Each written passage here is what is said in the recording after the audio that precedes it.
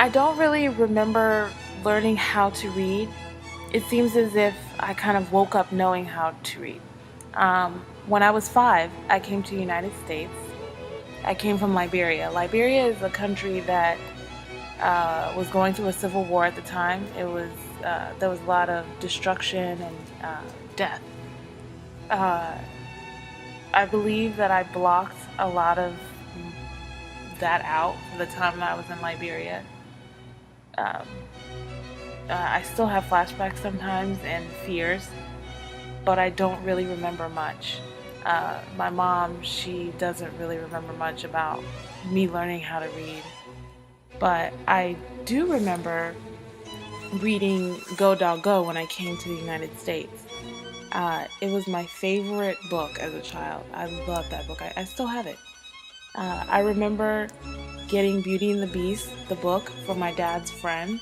I got the book, the VHS, and the yellow dress that Belle wore in the library when she was dancing with the Beast.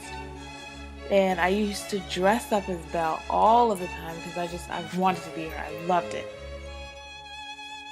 I believe that I started to develop as a reader because I loved fantasy books.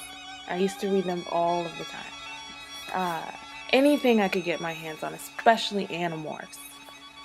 Animorphs was a fantasy book that the children turned into animals, and I wanted to be one. But I love to basically escape from my life, go into a new world. Not that my life was bad, it was just boring. I wish that I had read better books, more structured books, because then my spelling might be a little bit better. I hated to read in school because all the books seemed boring. All we read were textbooks. However, I used to sneak and read my fantasy books whenever I got the chance.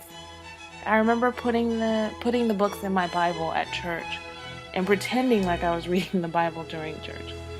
I remember very vividly reading all of the books in my AP class, except for my 11th grade AP class, except for All Quiet on the Western Front.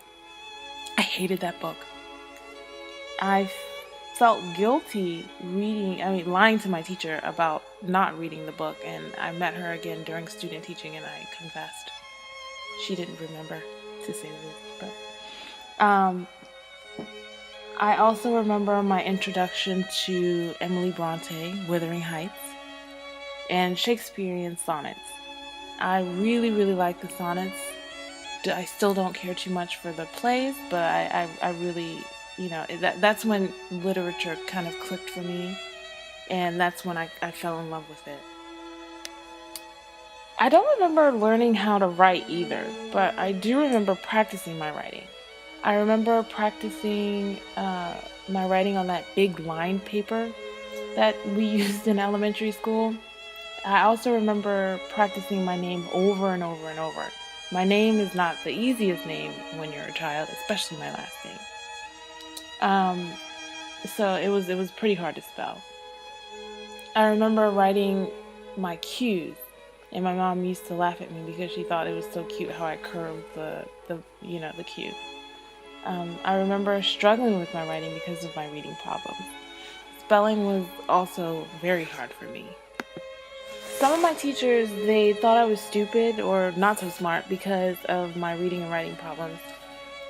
My parents are African, so they refused to get me accommodations or anything for my dyslexia because I got tested when I was younger. And they said that I could push through it and I could do it. And they were right, I could, and I did. But it was still hard for me growing up, and it was hard for me in school. I did have a math teacher that did help me a lot with my reading and writing. And so I came over. I still have problems with my dyslexia, but I've learned to push through it. But I've always asked my teachers to not make me read in front of the class and I would do this every year the first day of school after class because it made me feel so uncomfortable to read in front of people. My first real experience with digital literacy was with my nemesis, Mavis Beacon. It was a computer program actually that my dad made me use to type. She was horrible. It was horrible. It was torture for children. And I hated playing the writing and spelling and reading games because I would always lose, and my dad would always get so mad at me. He forced me to do it every day after school. I would, when he got off work, I would sit at the computer desk and we would work on Mavis Beacon because he wanted me to be a better typer, but it just made me hate the computer. However, as an adult, digital literacy has made things easier for me. Everything is more accessible now. I can type things to my friends, to coworkers, to my students. Everything is more instantaneous, which I like. I think digital literacy has its ups and downs. I find digital literacy more fun when it's not in an educational setting. I'm more informal with my friends, and I find myself using my phone a lot, using my computer a lot. But when I'm at school and we have, let's say, the Google Docs, I don't like to use it. I don't like to type on it. I don't like people to see, because we have a group Google Docs with our PLC, and I don't like people seeing what I'm doing on the Google Doc. But it's a good tool to have and to use, especially in school. Digital literacy, it engages me because you can share things with your friends. You can I can see what my friends are doing. I can see pictures. I can see blogs. I can see, share their wikis with them, with their vlogs, everything. I can keep in touch with the people that I know. But with school and with work and in the educational setting, it's not like that. It's more structured.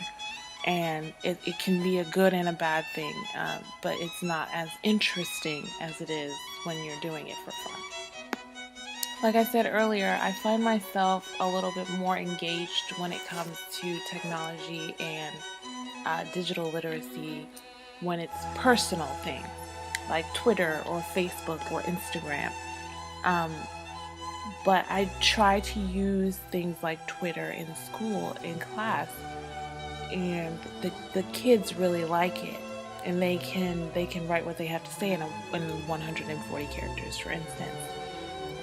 But my problem is, and it is when people don't know how to separate their voice, because there's a way you can talk to your friends, but there's a way that you have to talk to your teacher, and my kids do not understand that. They haven't grasped that yet, and I've learned it because of how we didn't have so much technology when I was younger. So you had to separate the way you spoke and wrote. But the way I write to my friends is completely different than the way I write to my coworkers or my boss or my parents. And I'm trying to incorporate blogs and wikis, things like that, into my teaching. However, the students don't know. They just see blog, or and they don't know how to separate their voice. They don't know how to speak to the teacher or how to write. They write the way they speak. So that is a problem for me, and I like to try to have them type papers and turn it in instead of doing it on a Google Doc. But I'm trying to teach them how to change their voice when it comes to writing to the teacher. I plan on incorporating a lot of what we do in this class into my classroom. I plan on, like I said before, creating wikis and blogs for the students to write, and also doing a group paper where they can do research together. So I think they'll really enjoy that, because this is this is what they do. They love technology. They grew up on technology, and I think that it should be in the classroom.